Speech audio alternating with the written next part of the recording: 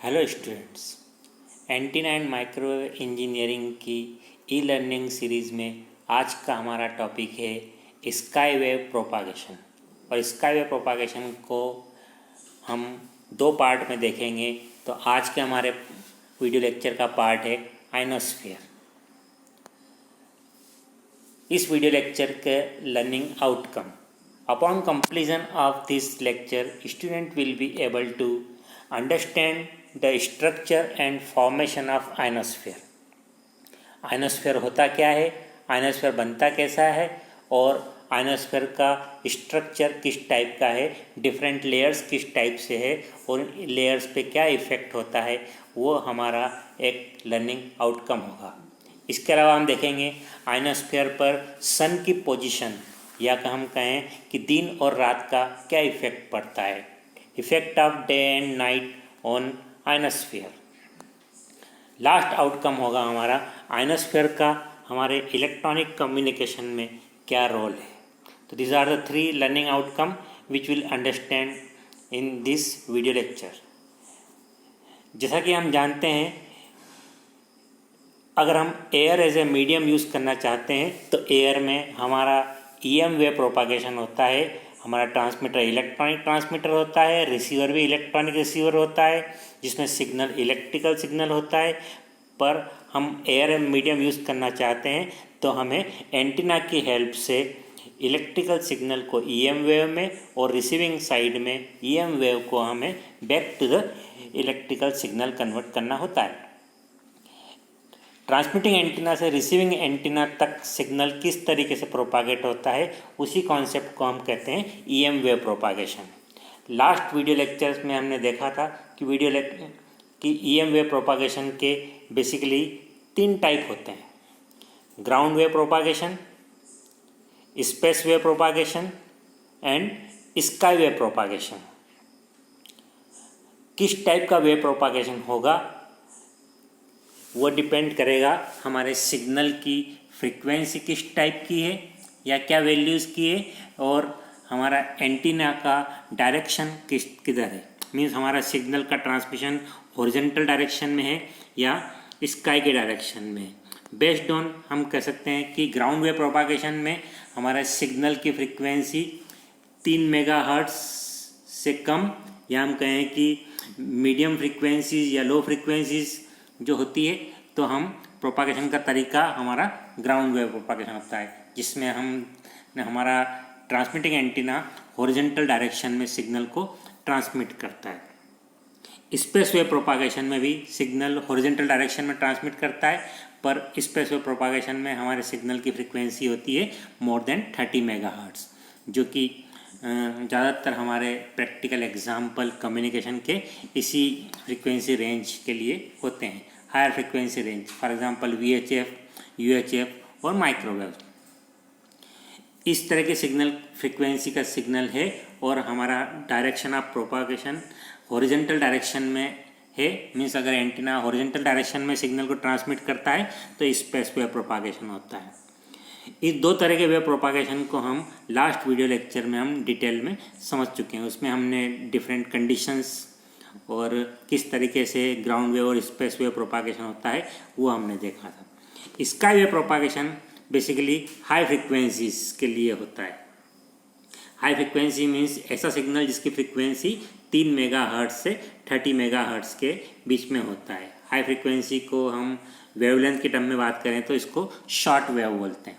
तो short wave का अगर सिग्नल है, या हम कहें कि शॉर्ट वेव रेडियो ब्रॉडकास्ट, जो कि इसका एग्जांपल भी है, तो अगर शॉर्ट वेव रेडियो सिग्नल थे और हम सिग्नल को अगर हम स्काई की तरफ ट्रांसमिट कर रहे हैं और हमारे सिग्नल की फ्रीक्वेंसी रेंज 3 मेगाहर्ट्ज़ से 30 मेगाहर्ट्ज़ के बीच में है, तो हमारा वेव प्रोपागेशन का तरीका होता है स्काई वेव प्रोपागेशन। तीनों तरह के वेव प्रोपागेशन को हमने विजुलाइजेशन अगर हम करें तो ग्राउंड वेव प्रोपागेशन में signal follows the curvature of Earth's surface and remains very close to the Earth's surface. In the space wave propagation, signal travels along the straight line. Signal Sidhi line में चलता है क्योंकि signal की frequency 30 megahertz या उससे ज़्यादा होती है। और हमने लास्ट वीडियो लेक्चर में देखा कि जितनी ज़्यादा फ्रीक्वेंसी का सिग्नल होगा है ना, मेगा हर्ट्ज, गीगा हर्ट्ज, तो हमारा सिग्नल जो है उतना ज़्यादा स्ट्रेट लाइन में ट्रेवल करेगा, क्योंकि diffraction from the atmospheric particle will become minimum if frequency is higher and higher या wavelength is lower and lower. तीसरे टाइप का wave propagation is the sky wave propagation, जिसमें हमने सिग्नल को sky में ट्रांसमिट करते हैं और सिग्नल हमारा आयनोस्फीयर की किसी लेयर से रिफ्लेक्ट होके वापस अर्थ की सरफेस पर आता है और हमें सिग्नल रिसीव होता है। तो तीसरे टाइप का वेव प्रोपागेशन को हम इस वीडियो लेक्चर में डिटेल्स में देख रहे हैं कि स्काई वेव प्रोपागेशन में जो है सिग्नल कैसे हमारा आयनोस्फीयर से रिफ्लेक्ट होके वापस अर्थ की सरफेस पे आता है। तो what is the sky wave propagation? Earth में हम जानते हैं, अर्थ के एटमॉस्फेयर में कि बहुत सारी लेयर्स होती है, इन्वायरमेंट की या एटमॉस्फेयर की बहुत सारी लेयर्स होती है। उसमें कुछ लेयर्स का नाम हम समझ सकते हैं, ट्रोपोस्फियर, स्ट्रेटोस्फियर, और अभी हमारे केस में पॉइंट ऑफ इंटरेस्ट है आयनोस्फीयर।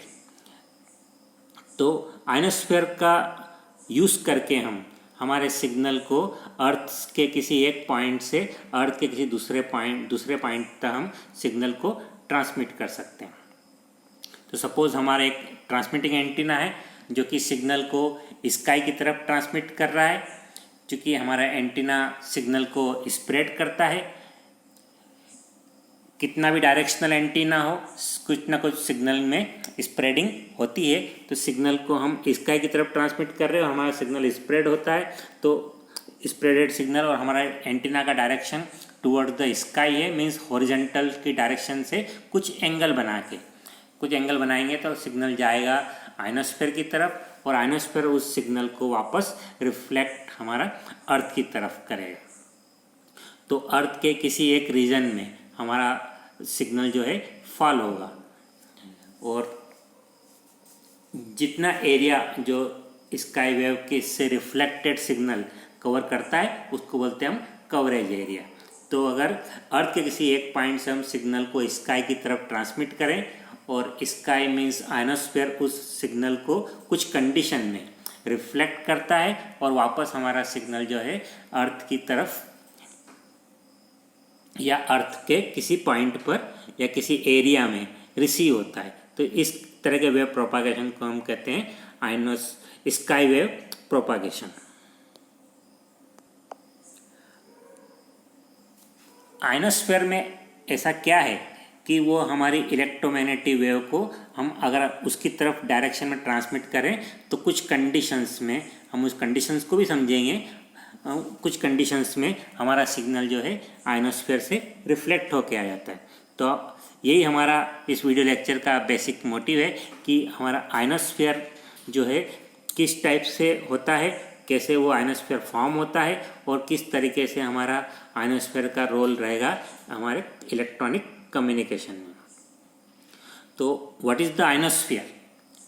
तो जैसा मैंने बताया कि आयनोस्फीयर अर्थ के इन्वायरमेंट की एक लेयर है और ये टॉप मोस्ट एटमॉस्फेयर की लेयर है और उस तरह की लेयर को हम बोलते हैं ionised layer of earth upper atmosphere. Ionised layer means यहाँ पर फ्री इलेक्ट्रॉन्स डेंसिटी अवेलेबल है, मीन्स हमारा इन्वायरमेंट जो है न्यूट्रल इन्वायरमेंट नहीं है, वहाँ पर आयन्स भी है और इलेक्ट्रॉन्स भी है। तो आयन और इलेक्ट्रॉन्स का इन्वायरमेंट अगर किसी एक लेयर में है, अर्थ के किसी टॉप मोस्ट लेयर में, तो उस तरह की लेयर को हम बोलते हैं आयनोस्फीयर। आयनोस्फीयर बेसिकली बताया मैंने कि अर्थ का टॉप मोस्ट इन्वायरमेंट है जो कि अर्थ की सरफेस से 40 50 किलोमीटर की रेंज से स्टार्ट होके लगभग 400 किलोमीटर तक की इन्वायरमेंट के पूरा एक जो बेल्ट है डेट इज कॉल्ड आयनोस्फीयर। तो ionosphere is basically it is the region of space located approximately 40-50 kilometre to 400 kilometre altitude of the earth surface.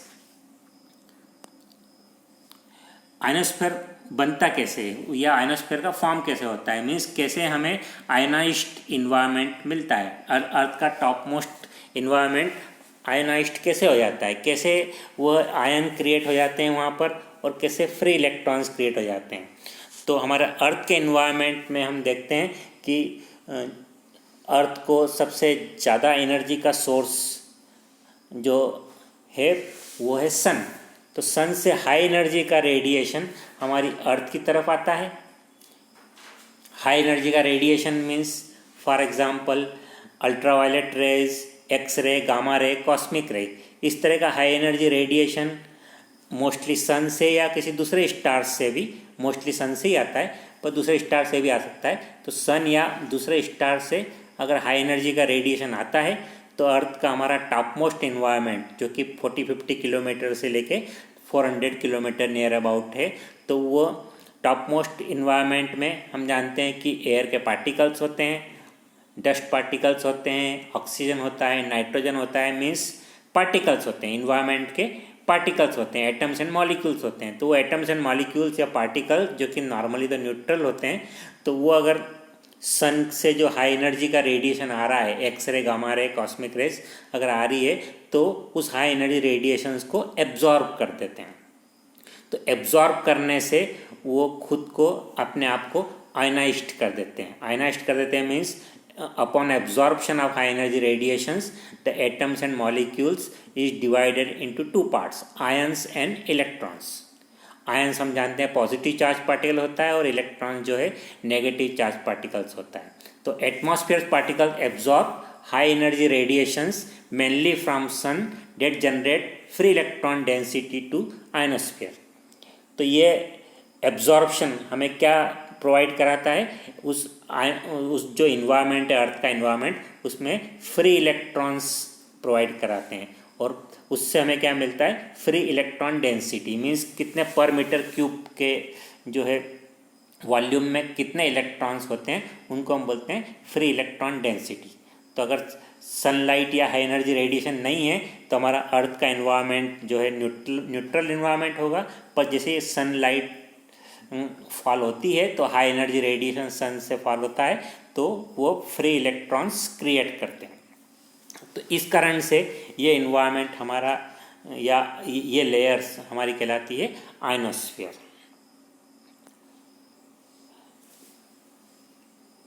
Free electron density कितनी क्रिएट होगी, तो अर्थ का जो टॉप मोस्ट इन्वायरमेंट या ionosphere की जो top most environment है वहाँ पर फ्री इलेक्ट्रॉन डेंसिटी ज़्यादा होगी, क्योंकि सबसे पहले हाई एनर्जी का रेडिएशन सन से लगभग 400 किलोमीटर वाली रेंज में ही सबसे पहले आएगा।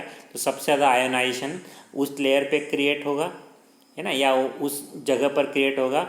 उसके बाद फिर जैसे जैसे नीचे की तरफ आते हैं अर्थ की तरफ रेडिएशन, तो हमारा एब्जॉर्प्शन, चूँकि रेडिएशन कम होता जाता है तो आयोनाइजेशन भी कम होता जाएगा। ऐसे करते करते हमारा जो है लगभग जो हाई एनर्जी रेडिएशन लगभग 40 किलोमीटर तक पेनिट्रेट कर जाता है और वहाँ तक पहुँचते पहुँचते ज़्यादातर mostly high energy radiation absorb हो जाते हैं और मोस्टली हमारा विजिबल रेडिएशन ही अर्थ के सरफेस पर आता है। तो कहने का मतलब ये है कि सबसे ज़्यादा इलेक्ट्रॉन डेंसिटी आयनोस्फीयर के टॉप मोस्ट लेयर में होगी और सबसे कम इलेक्ट्रॉन डेंसिटी जो फ्री इलेक्ट्रॉन जो जनरेट हो रहे हैं एब्जॉर्प्शन से, सबसे कम इलेक्ट्रॉन जनरेट कहाँ पर होंगे, bottom layer of ionosphere. Electron densities की जो रेंज होती है वो लगभग 10⁻10 इलेक्ट्रॉन्स पर मीटर क्यूब से लेके 10⁻12 इलेक्ट्रॉन्स पर मीटर क्यूब होते हैं। उसमें भी सबसे ज़्यादा होंगे सबसे ऊपर आयनोस्फीयर की सबसे ऊपर की लेयर पे, और सबसे कम इलेक्ट्रॉन डेंसिटी होगी 10⁻10 की रेंज होगी वो बॉटम पे होगी, और 10⁻12 कहाँ होगी, टॉप पे होगी। तो means free electron density will be maximum at the top of ionosphere and minimum at the bottom of ionosphere. Based on this electron density हम आयनोस्फीयर को भी, जो आयनोस्फीयर पूरी एक बेल्ट है या पूरी जो लेयर्स है, उन आयनोस्फीयर को भी हम अलग अलग सब लेयर्स में हम डिवाइड कर सकते हैं। डिवीज़न का रीज़न क्या है, इलेक्ट्रॉन डेंसिटी, है ना। तो उन जो लेयर्स में हम डिवाइड करते हैं उन लेयर्स को हम बोलते हैं डी, ई, F1 और F2 लेयर।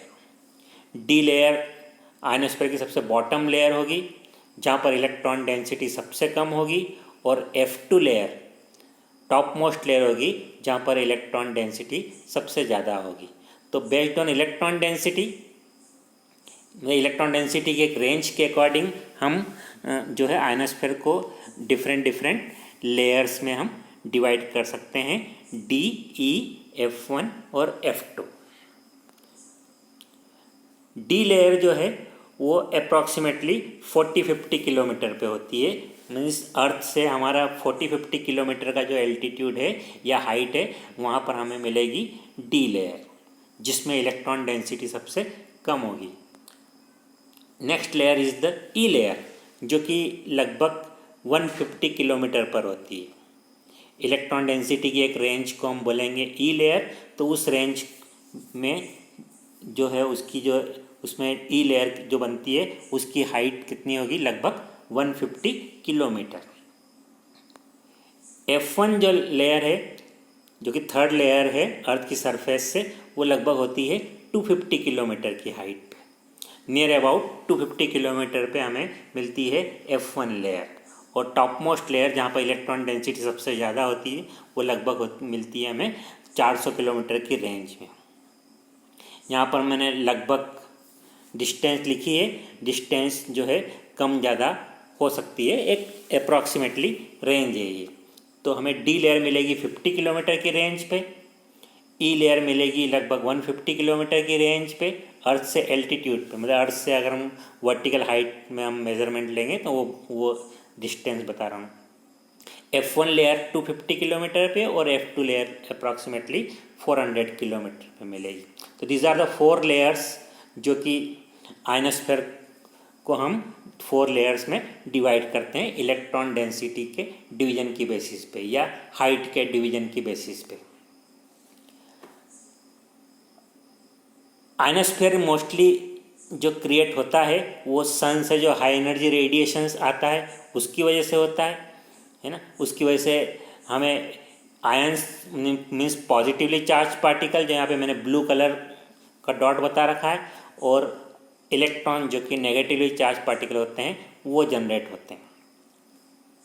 जितना ज़्यादा सन का रेडिएशन किसी एक एरिया में या किसी एक पोर्शन में आएगा तो उतना ज़्यादा इलेक्ट्रॉन डेंसिटी क्रिएट होगी या आयनोस्फीयर क्रिएट होगा। हम अर्थ को अप्रॉक्सीमेटली 2 इक्वल पार्ट में डिवाइड कर लें कि आधा पोर्शन अर्थ का में डे होगा और अर्थ के आधे पोर्शन में अपोजिट पोर्शन में नाइट होगी। तो डे वाले पोर्शन में मीन्स जहाँ पर सन अवेलेबल होगा या सन का रेडिएशन अवेलेबल होगा तो वहाँ पर हाई एनर्जी का रेडिएशंस अर्थ की सरफेस पे ज़्यादा आएगा। तो उस वजह से हमें आयनाइजेशन अच्छे से क्रिएट होगा और हमें डे के समय D, E, F1 और F2 लेयर्स प्रेजेंट होगी। बट सेम टाइम पे अगर हम अर्थ के दूसरे साइड हम देखें तो वहाँ पर सन प्रेजेंट नहीं है। तो सन प्रेजेंट नहीं होने से हमारा जो है आयनाइजेशन ज़्यादा क्रिएट नहीं होगा, नंबर 1। और नंबर 2, जितना आयनाइजेशन क्रिएटेड है वो भी रिकम्बाइन होने के चांस रहेंगे, क्योंकि पॉजिटिव आयंस जो है वापस नेगेटिव इलेक्ट्रॉन से रिकम्बाइन होके अगेन न्यूट्रल रीजन बना लेंगे। तो मीन्स अगर सन प्रेजेंट है तो हमारा आयनाइजेशन ज़्यादा क्रिएट होगा और हमारा आयनोस्फीयर की लेयर्स ब्रॉड होगी। और अगर सन अब्सेंट है, जो कि सेम टाइम पर होगा अपोजिट डायरेक्शन में, एक तरफ दिन होगा तो एक तरफ रात होगी अर्थ के एनवायरनमेंट में, तो वहाँ पर आयनाइजेशन थोड़ा कम क्रिएट होगा। इस कारण से दिन के समय चारों लेयर प्रेजेंट होती है, बट नाइट में हमारी लेयर जो है रीशफल होती है। रीशफलिंग में बॉटम मोस्ट लेयर जो है डिसअपियर हो जाती है, क्योंकि वहाँ पर आयनाइजेशन क्रिएट नहीं हो रहा है। तो D लेयर अपसेंट हो जाती है, ख़त्म हो जाती है, और हमारी F1 और F2 लेयर को में इलेक्ट्रॉन डेंसिटी की रेंज ये हो जाती है कि हम दोनों को उनको रिकम्बाइन करके हम बोल सकते हैं कि F लेयर होती है। मीन्स नाइट के समय आयनोस्फीयर की बेसिकली 2 लेयर होती है, E लेयर और F लेयर, जबकि डे समय में आयनोस्फीयर की सभी लेयर प्रेजेंट होती है। उससे फ़र्क क्या पड़ता है? उससे जिस तरफ डे है वहाँ पर अर्थ की सरफेस से लगभग 40 किलोमीटर पे हमें आयनोस्फीयर मिल जाता है, पर जिस तरफ नाइट है वहाँ पर 150 किलोमीटर की हाइट पे जाके फिर आयनोस्फीयर मिलता है। तो मीन्स नाइट के समय आयनोस्फीयर की हाइट बढ़ जाती है और डे के समय आयनोस्फीयर की हाइट जो है लगभग 40 किलोमीटर या 50 किलोमीटर के रेंज में होती है। तो उससे हमारे कम्युनिकेशन में फ़र्क ये पड़ता है कि अगर सपोज डे का टाइम है, ये एग्जांपल बता रहा हूँ कि अभी डे का टाइम है, मीन्स हमारा आयनोस्फीयर लगभग 40-50 किलोमीटर पे है, तो हमें अर्थ के किसी एक सरफेस पे सिग्नल रिफ्लेक्ट होके आएगा आयनोस्फीयर की एक लेयर से। कैसे रिफ्लेक्ट होगा वो हम समझेंगे, बट हम सिग्नल को डे के टाइम में अगर हम किसी एंगल पे आयनोस्फीयर की तरफ ट्रांसमिट कर रहे हैं तो आयनोस्फीयर हमारा सिग्नल को रिफ्लेक्ट करके अर्थ के किसी एक लोकेशन पे यहाँ पर रिफ्लेक्ट करेगा या रिटर्न करेगा। पर जैसे उसी एंगल पे हमने ट्रांसमिटिंग एंटीना रखा हुआ है, पर नाइट का टाइम है, तो नाइट के टाइम पे हम जानते हैं कि आयनोस्फीयर की लेयर की हाइट बढ़ जाती है 40-50 किलोमीटर से लेके 150 किलोमीटर का सिग्नल और लॉन्गर डिस्टेंस तक जाता है, फिर रिफ्लेक्ट होके आता है। तो इस वजह से डे के समय हमें सिग्नल मिल रहा था ये ब्लू वाली लाइन पे, और नाइट के समय ये रेड वाली लाइन इंडिकेट कर रही है कि हमारा सिग्नल लॉन्गर डिस्टेंस कवर कर रहा है। तो इसी कारण से हमें कुछ शॉर्ट वेव के रेडियो चैनल्स जो हमें दिन के समय हमें सुनाई नहीं देते हैं, फॉर एग्जांपल गल्फ कंट्रीज़ के कुछ रेडियो चैनल्स हमें दिन के समय नहीं सुनाई देते हैं, पर वही रेडियो चैनल्स हमें रात के समय हमें सुनाई देते हैं। क्यों? क्योंकि दिन के समय वो हमारा सिग्नल, मान लो ये रेड लाइन वाला हम हमारा लोकेशन है, यहाँ पर हमारा लोकेशन है, यहाँ पर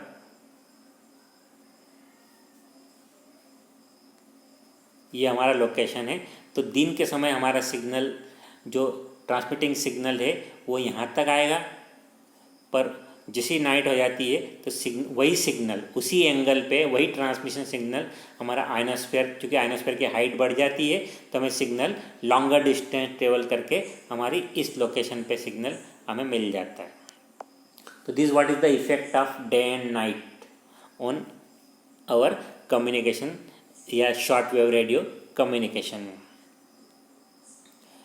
आयनोस्फीयर का रोल क्या है हमारे कम्युनिकेशन में? तो मैंने बताया आपको कि हम शॉर्ट वेव रेडियो सिग्नल के लिए, या कहें कि हम 3 मेगाहर्ट्ज़ टू 30 मेगाहर्ट्ज़ तक हाई फ्रिक्वेंसीज़ के सिग्नल को अगर हम स्काई में ट्रांसमिट करते हैं तो हमारे सिग्नल जो है 100 किलोमीटर, 150, 200, 500 किलोमीटर ट्रेवल करके वापस अर्थ की सरफेस पे रिफ्लेक्ट होता है। तो मीन्स अगर हमें 100, 200, 500 इवन 1000 किलोमीटर लंदन से इंडिया तक हमें कम्युनिकेशन करना है तो हम अर्थ का जो नेचुरल इन्वायरमेंट है जिसको हम बोलते हैं आयनोस्फीयर, तो उसका हम यूज़ करके हम हमारे सिग्नल को लॉन्गर डिस्टेंस तक जो कम्युनिकेशन कर सकते हैं। For example BBC world service, voice of America, all India radio के बहुत सारे चैनल्स इंडिया और इंडिया के बाहर या दूसरे कॉन्टिनेंट से, हम एशिया कॉन्टिनेंट में हमारी वॉइस सिग्नल है ना, उसको अगर हमें कम्युनिकेशन करना है तो हम कर सकते हैं। तो शॉर्ट वेव रेडियो ब्रॉडकास्ट जो होता है सिग्नल का transmission, short wave radio broadcast, वो हमारा होता है स्काई वेव प्रोपागेशन के थ्रू। तो डियर स्टूडेंट, हम आयनोस्फीयर का यूज़ करके हम इलेक्ट्रॉनिक कम्युनिकेशन कर सकते हैं, और उस तरह इलेक्ट्रॉनिक कम्युनिकेशन को हम बोलते हैं शॉर्ट वेव रेडियो ब्रॉडकास्ट।